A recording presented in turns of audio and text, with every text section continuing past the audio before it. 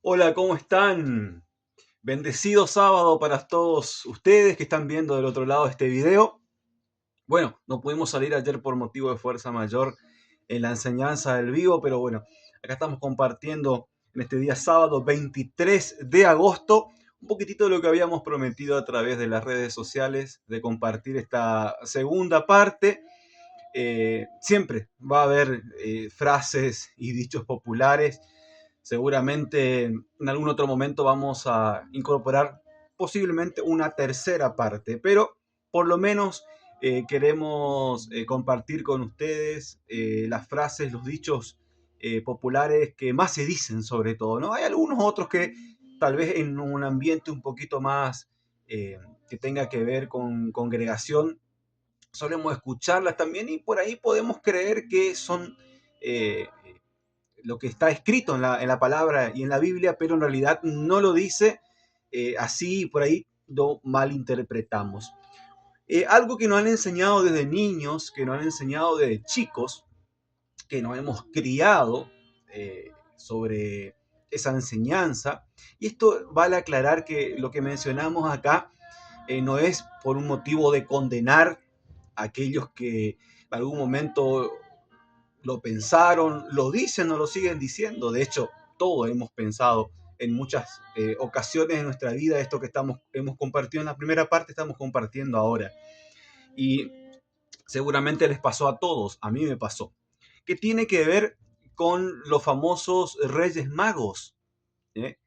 O los magos que trajeron estos regalos a Jesús cuando Jesús nació. Y desde chiquito nos han criado, sobre todo en Argentina, por ahí no tanto en otros países, pero seguramente igual de pequeños, esta imagen de los tres reyes que vienen a adorar y a traer regalos a Jesús, ¿no? De hecho, los nombres nacen en la Edad Media, el de Melchor, Gaspar y Baltasar, que tiene que ver con una connotación más de las etnias, sobre todo, ¿no? De los lugares, de las regiones, dando a entender de que toda la humanidad y de que todo el mundo venía a adorar o se postraba a adorar como también lo hicieron los ángeles en ese momento cuando nace Jesús, nuestro Salvador. Vamos a ver el texto de lo que dice la adoración de estos magos, o en realidad la palabra correcta sería los sabios de Oriente que vinieron. Y dice, en el Evangelio de San Mateo, capítulo 2, versículo 1 en adelante, dice de esta forma: nacido Jesús en Belén de Judea, en tiempo del rey Herodes, unos magos que venían del oriente, sabios de oriente es la otra traducción también, se presentaron en Jerusalén diciendo: ¿dónde está el rey de los judíos que ha nacido? Pues vimos su estrella en el oriente y hemos venido a adorarlo. Al oírlo, el rey Herodes se asustó y con él toda Jerusalén, convocando a todos los sumos sacerdotes y escribas del pueblo. Les preguntaba dónde había de nacer el Cristo. Ellos les dijeron: en Belén de Judea, porque así está escrito por el profeta. Y tú, Belén, tierra de Judá, no eres no la menor entre las principales clanes de Judá, porque de ti saldrá un jefe que apacentará a mi pueblo Israel. Entonces Herodes llamó aparte a los magos, a los sabios de Oriente, y a sus datos precisos el tiempo de la aparición de la estrella. Después los envió a Belén y les dijo: vayan y averigüen con cuidado sobre ese niño, y cuando lo encuentren me lo comunican para ir también yo a adorarlo. Ellos, después de oír al rey, se pusieron en camino, y aquí que la estrella que habían visto en el oriente iban delante de ellos hasta que llegó y se detuvo encima del lugar donde estaba el niño. Al ver la estrella se llenaron de inmensa alegría, entraron en la casa, vieron al niño con María su madre y postrándose lo adoraron, abriendo luego sus cofres y le ofrecieron dones de oro, incienso y mirra. Y avisados en sueños que no volvieran a donde Herodes, se retiraron a su tierra por otro camino. Palabra del Señor. Este es todo el texto completo de lo que relata Mateo acerca de estos personajes, podría decirse un poco misterioso, ¿no? Que visitan a Jesús en su nacimiento. Y noten acá, como les decía al principio, acá no se menciona en ninguna parte los nombres de ellos. Tampoco se menciona cuánto eran. Eso es algo también que siempre nos han enseñado, que eran 3. En realidad, la tradición enseña que sobre 3, ¿por qué? Por los regalos. Los regalos eran 3. Habla de oro porque Jesús es rey. Habla justamente de incienso porque es Dios y de mirra porque es hombre. Esos son los significados de los regalos a Jesús. Rey, Dios y hombre. Ahora, como le decía recién, el número de estos sabios de Oriente, estos personajes que llegaron a Jesús, no se saben. Pueden haber sido más de 3, pueden haber sido 2, porque sí hablan en plural. Pueden haber sido 10, 20, 50, 100, no se sabe. No se sabe. No se sabe. Los nombres tampoco aparecen, como le dije recién. Entonces, muchas veces hemos popularizado frases, enseñanza y tradiciones, tal vez pensando de que lo dice la palabra, pero acá vemos que justamente estos sabios, magos, y en su momento también se creía que, bueno, se guiaban por la estrella, eran estos sabios como astrónomos que estudiaban las estrellas, no como la astrología ahora lo estudia a través de la adivinanza, ni esta palabra magos que se entienda, no porque hacían magia ni hacían brujería, sino en este contexto de esta época bíblica, magos era un sinónimo de sabio, de alguien que tenía sabiduría acerca de las cosas de la vida. Así que, aclarado eso, no eran 3, no se llamaban Melchor, Gaspar ni Baltasar, y sí sabemos que eran mínimo 2 y probablemente muchos más. Solamente la tradición nos ha enseñado que eran 3 por los 3 regalos que estos personajes le hacen a Jesús cuando lo adoraron. La otra que es muy, muy popular también, bastante popular en mucho tiempo que nos han enseñado, y ahí vamos a ir como al inicio, vamos a ir al libro del Génesis, en el capítulo 2 y 3, donde vamos a ver cómo se empezaron a desenvolver Adán y Eva en el paraíso y la prueba que Dios le da en esa libertad que el Señor los crea. Y después sobre la caída. ¿Cuántas veces nos han enseñado a nosotros que el fruto, por ejemplo, prohibido, ¿no? Fruto prohibido, siempre fue representado a través de una manzana, que Eva muerde la manzana y ahí es cuando entra el pecado por la desobediencia de Eva y después, por supuesto, por la desobediencia de también Adán, instigada por Eva. Pero vamos a ver qué es lo que dice realmente, qué pasó. ¿Mordió realmente Eva la manzana?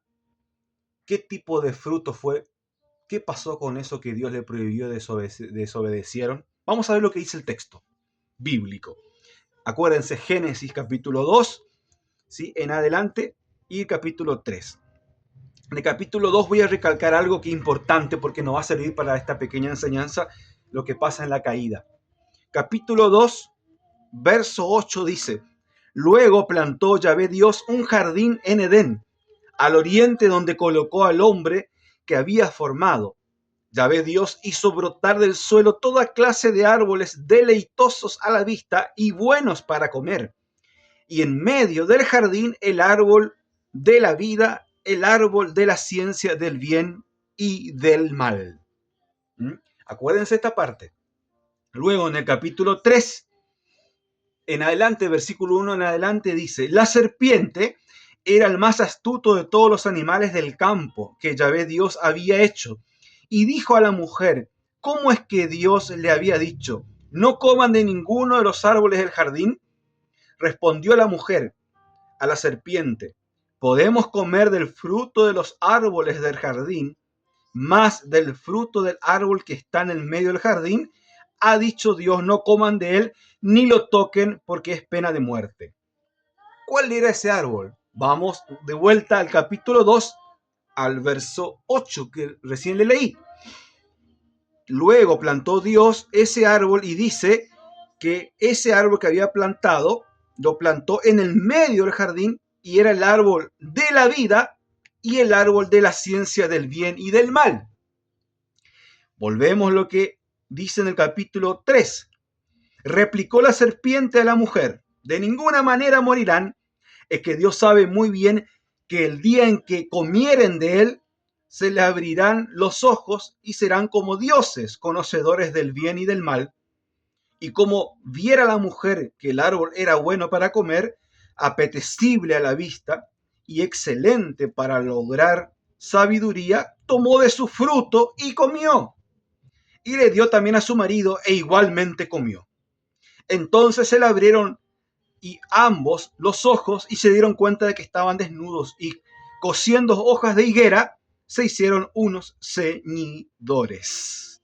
Palabra de Dios. Bien, acá el texto nos explica todo lo que nos han enseñado, menos una pequeña parte que acá no habla cómo se llamaba el fruto de este árbol, que sí tenemos el nombre, se llamaba el árbol de la vida, el árbol de la ciencia, del bien y del mal. Tenemos otro dato. ¿Dónde estaba plantado? Estaba plantado en el medio del jardín del Edén. Ahora, dice que ese árbol, como otros, toda clase, eran deleitosos a la vista y buenos para comer. O sea, no era un árbol que tenía ciertos frutos, todo eso que Dios había creado y era como ácido, como... No, dice que eran ricos. Pero específicamente este árbol Dios le dijo: no lo toquen, no coman de ese árbol. Entonces el fruto acá dice que tomó de su fruto y comió y lo dio también a su marido, igualmente comió. Ahora, ¿era una manzana? No lo dice el texto que era una manzana. Se popularizó en el tiempo de que era una manzana, que Eva muerde la manzana, pero en realidad no era un árbol de manzano, no era un árbol de almendro, no era un árbol de plátano, de banano, de banana. El árbol tenemos el nombre, pero el fruto, el nombre del fruto de ese árbol, no hay.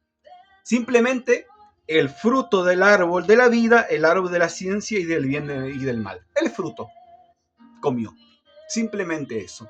Por ninguna parte del texto, de ninguna traducción nos enseña que ese fruto era una manzana o que era un manzano. En ninguna parte. Jamás.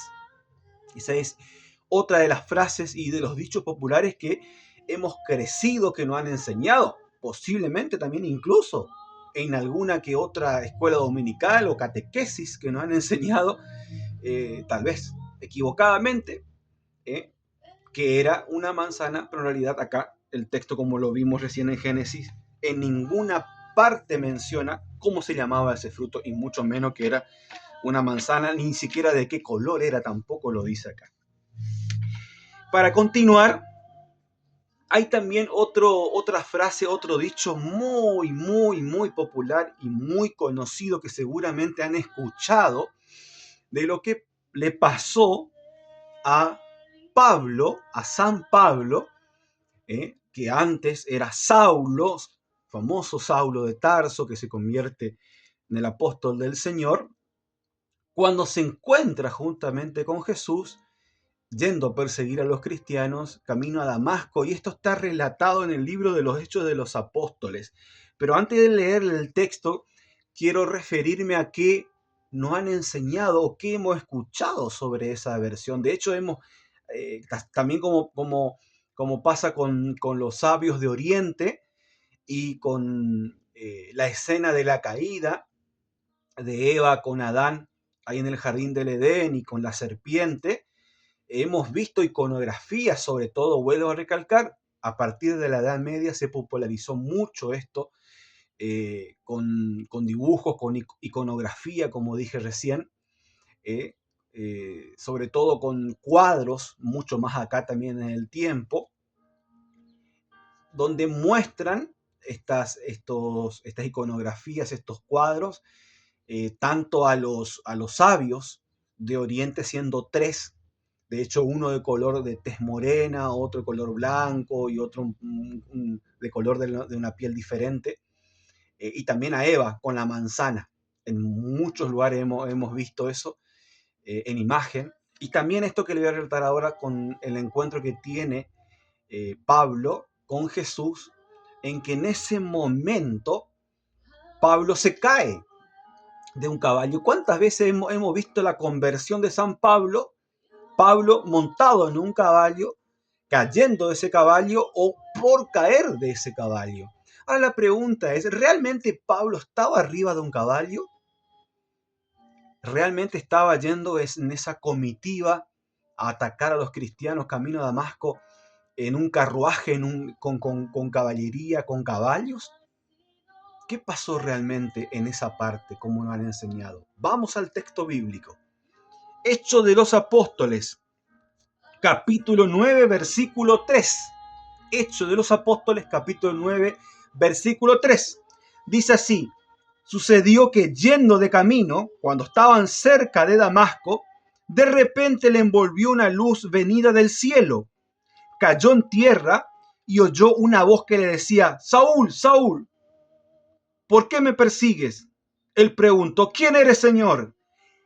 Y él le dijo: yo soy Jesús a quien tú persigues. Pero levántate, entra en la ciudad y te dirán lo que debes hacer. Los hombres que iban con él se habían detenido, mudos de espanto, pues oían la voz, pero no veían a nadie. Saulo se levantó del suelo y aunque tenía sus ojos bien abiertos, no veía nada. Le llevaron de la mano y le introdujeron en Damasco. Pasó 3 días sin ver y sin comer ni beber.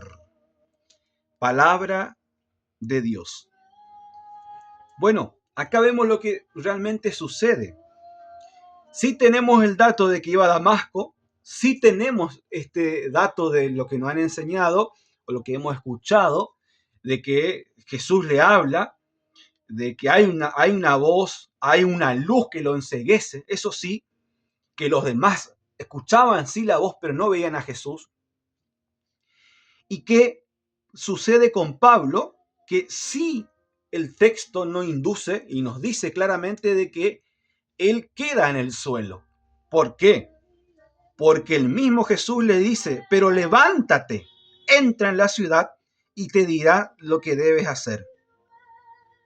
Y antes, en el verso 4, dice: cayó en tierra. ¿Quién cayó en tierra? Pablo. Ahora, podía haber caído en tierra porque venía caminando con esta comitiva. Y cae en tierra, arrodillado, tumbado, para arriba, para abajo. Cayó a la tierra, se cayó. Caminando venía y cae. Ahora el texto dice que venía en un caballo explícitamente. No, podía haber venido en otro tipo de animal, podía haber venido de otra forma. Y en ese tiempo, posiblemente muy difícil, mayormente venían caminando. Bueno, aunque haya sido en este caso tal vez en algún animal, el texto bíblico no lo enseña. No lo enseña. Y tampoco ese es muy importante en que haya venido acá. Realmente lo importante es lo que sucede, es el encuentro que tiene Pablo con Jesús. Y que a partir de ese momento el Señor le cambia la vida y lo usa como su apóstol. De hecho, miren, todas las cartas que tenemos del Nuevo Testamento se las debemos al apóstol Pablo. Ese es realmente el meollo, el mensaje de lo que le quiero transmitir. Muchas veces nos enfocamos en esos pequeños detalles, que si bien es importante tenerlo claro que no dice el texto bíblico y que es algo secundario y hasta le diría hasta en tercer orden, que se ha agregado a través de la tradición, a través del tiempo y los dichos como para rellenar, como si fuera algo espurio. Pero muchas veces caemos en una exageración y es importante entender que no dice el texto bíblico realmente eso. Entonces por ahí sí nos enfocamos mucho en el caballo de Pablo, en la manzana de Eva, en los 3 reyes magos, en las 3 coronas, en los camellos, y todo empezamos como tal vez a perdernos el mensaje principal, el mensaje importante. ¿Cuál es el mensaje importante del Génesis? La desobediencia que hace nuestros primeros padres, Adán y Eva, el género humano, la desobediencia. Ese es lo que sucede, por supuesto instigado por el demonio a través de la serpiente. Ahora, si el fruto de la manzana, el fruto... No, no hay que hacer hincapié en eso. Y tampoco es bíblico. Eso es lo importante para poder saber. Acá el caballo no aparece en ninguna parte. No es lo relativo en qué venía Pablo. Lo relativo es el encuentro, lo que sucede con Pablo y con Jesús. Ese es el meollo de lo que yo les quiero comentar a través de este video, de estas frases y muchas veces los dichos populares que tenemos. Y poder entender que no tenemos que distraernos con esos pequeños detalles que, sí, que por ahí muchas veces tendemos a querer distraernos y en realidad no tiene tanta importancia. La importancia del mensaje se centra en, en, otra, en otra cosa, en otra cuestión, como dirían por acá en Chile. Bien, queríamos compartir algunos de estos. Por supuesto que hay muchas frases más, muchos dichos más.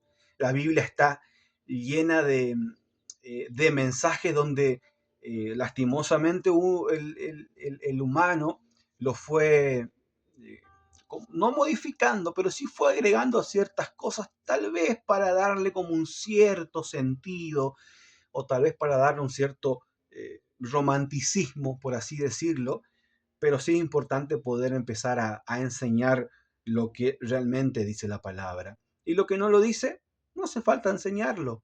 La palabra es tan clara, como dice ella misma, es viva y eficaz para enseñar, para, eh, para estudiar, que no hace falta que le agreguemos detalles ni nada por el estilo.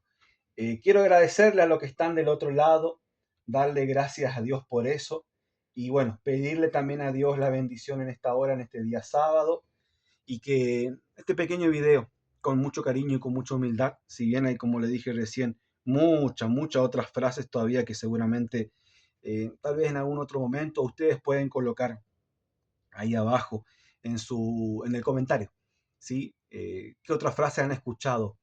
Que por ahí lo popularizamos, lo acuñamos como que son dichos bíblicos o que están en el texto bíblico puntualmente, pero en realidad no lo están.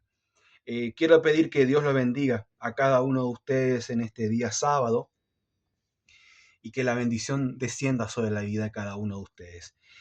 Ayer cuando estaba leyendo un poquito sobre esto, también me acordaba cuando era más chico que siempre escuchábamos por ahí o cuando hay cosas que por ahí no entendemos, que cuando éramos más pequeños, más jóvenes, los adultos nos decían, no, no, tranquilo porque Dios obra de manera misteriosa, los misterios de Dios. Hay que entender que Dios no es misterioso. Eh, el ser humano es misterioso, es, es meticuloso. Desde el punto de vista del entendimiento humano, claro, existe este misterio de por qué Dios hace las cosas como lo hace, pero no porque Dios sea misterioso en el sentido como nosotros lo somos misteriosos. Eh, Acá justamente encontré que dice, Dios obra de manera misteriosa. No, Dios obra de manera amorosa, no de manera misteriosa. La Biblia dice que sus caminos no son nuestros caminos. Miren, la Biblia dice que nuestros caminos no son nuestros caminos. Es decir, que sus pensamientos no son como los nuestros. Muchos de nuestros pensamientos están llenos de misterios. Dios no piensa como pensamos nosotros. De ninguna manera, para nada, para nada. En otra parte, también muchas veces hemos escuchado hasta de predicadores inclusive y de personas que están encargados de llevar la palabra, esta frase muy popular también y muy dicha, donde Dios odia al pecado pero ama al pecador. ¿Cómo es eso? Dios odia al pecado pero ama al que comete pecado. ¿Cómo será? ¿Qué será que dice la palabra? Bueno, yo encontré en el Salmo 5 donde Dios dice que aborrece al pecador, pero en realidad en general este salmo habla de un amor de Dios por el mundo. Vamos a buscar, acá tenemos la palabra, vamos a buscar bien en el Salmo 5 Si ustedes lo quieren ir anotando, por supuesto también, pueden anotarlo, lo pueden buscar en la casa porque este video va a estar subido como enseñanza para ustedes. Vamos a ver lo que dice justamente acá en el Salmo 5. En el Salmo 5, capítulo 2. A ver, el Salmo 5, en el capítulo 2, tenemos por acá.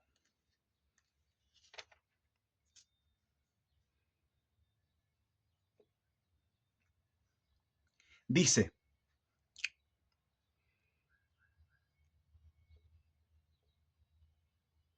Yahvé, perdón, acá está. Escucha mi palabra, Yahvé, repara en mis plegarias, atento a mis gritos de auxilio, Rey mío y Dios mío.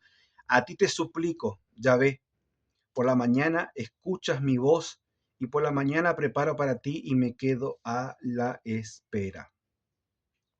No eres un Dios que ame el mal, ni un huésped que ame la maldad. Acuérdense, Salmo 5, capítulo de 2 al 5 lo estoy leyendo, ¿sí? No eres un Dios que ame el mal, ni es tu huésped el malvado. No resiste el arrogante tu presencia. Detestas a todos los malhechores. Acabas con los mentirosos, al asesino y al hipócrita los aborrece Yahvé. Escuchen de vuelta. Dice, no eres un Dios que ame el mal. O sea, no eres un Dios que ame el pecado. Ni es huésped el malvado. No resiste el arrogante tu presencia, detestas a todos los malhechores, acabas con los mentirosos, al asesino y al hipócrita los aborrece Yahvé. Entonces, ¿Dios ama el pecado, pero ama al pecador? No, Dios odia al pecado y dice que el pecador no es huésped de él. Y dice que Dios resiste al arrogante tu presencia. O sea que Dios también resiste al pecador. Eso es lo que realmente dice la palabra acá en el Salmo 5. ¿Cuántas veces escuchamos Dios odia el pecado, pero ama al pecador? Eso no es así. Ahora, hay que entender algo que es importante y esto seguramente lo podríamos hacer en otra parte del video para no ser tan largo y poder explayarnos en esta enseñanza que es importante. Acuérdense que el pecador es alguien que se gloría cometiendo pecado. Es alguien que no quiere cambiar. Acá justamente lo dice. Es arrogante. Es un malhechor. Es un mentiroso. Es un asesino. Es un hipócrita. Estos que cometen pecado se convierten en un pecador acérrimo, en un pecador constante. Por eso una cosa es cometer pecado y otra cosa es ser pecador. Es vivir en el pecado. Es nadar en el pecado, con la soberbia, creyendo de que nada me puede pasar, creyendo de que, como dice otra parte en la palabra, el necio dice que no hay Dios. Por eso que hay que tener mucha claridad en esto. Una cosa es que cometamos pecados y otra cosa es que nos podamos convertir en pecadores en el sentido de llevar una vida llena de pecado. ¿Por qué les digo esta pequeña diferencia? Porque es lo mismo matar que asesinar. Es lo mismo. Es lo mismo matar que asesinar. Es lo mismo eh, poder llevar algo que no es mío a yo ser un ladrón. Porque yo puedo llevar algo que no es mío, que muchas veces le puede haber pasado a alguno de ustedes. ¿Cuántas veces en el trabajo a veces uno cargó o apurado pudo haber tomado algo pensando, no sé, algo ínfimo, algo mínimo, un cuchillo? Cargué el cuchillo pensando que era el mío, sin embargo me terminé llevando del compañero del trabajo. ¿Eso me convierte en un ladrón? No. Ahora, lo mismo que yo le decía esta pequeña enseñanza, y con esto queremos terminar para no ser tan largo el video. En matar que asesinar. Es lo mismo, No, porque el asesino lo hace con premeditación. El asesino goza del acto de matar. Uno puede matar, por ejemplo, en defensa de su propia vida, y eso es válido, en defensa propia, sin querer matar, estoy hablando. Pero eso no te convierte en un asesino. Por eso que en uno de los 10 mandamientos, justamente el no matarás, en realidad la traducción exacta es no asesinarás. No asesinarás. Yo puedo cometer un pecado, darme cuenta del pecado que cometí y arrepentirme, tener propósito de enmienda y dolerme por eso y pedirle perdón a Dios. Pero no hacer mi vida un pecado, porque ahí sí me convierto en un pecador. ¿Se entiende la diferencia? ¿Se entiende la diferencia? Espero que se entienda. Cualquier cosa me pueden dejar ahí en los comentarios. Bueno, queremos ir terminando para no hacer tan largo el video como les dije recién. Vamos a estar preparando seguramente alguna otra enseñanza pequeña para cada uno de ustedes. Posiblemente una tercera parte con alguna otra frase o dicho que puedan haber surgido. Ustedes también pueden poner en los comentarios, vuelvo a decirle. Y les ruego a todos que Dios los bendiga. Espero que haya sido de bendición este video, que lo hacemos con mucho cariño y con mucha humildad. Si te fue de bendición, comparte para que también otros sean bendecidos. Que en esta hora el Señor te bendiga, te guarde, te cubra con su presencia, el que es Padre, Hijo y Espíritu Santo de Dios. Amén, amén, amén. Acuérdate que Dios te ama, acuérdate que Dios siempre está al lado tuyo para perdonarte y para transformar tu vida día a día. Que Dios te bendiga.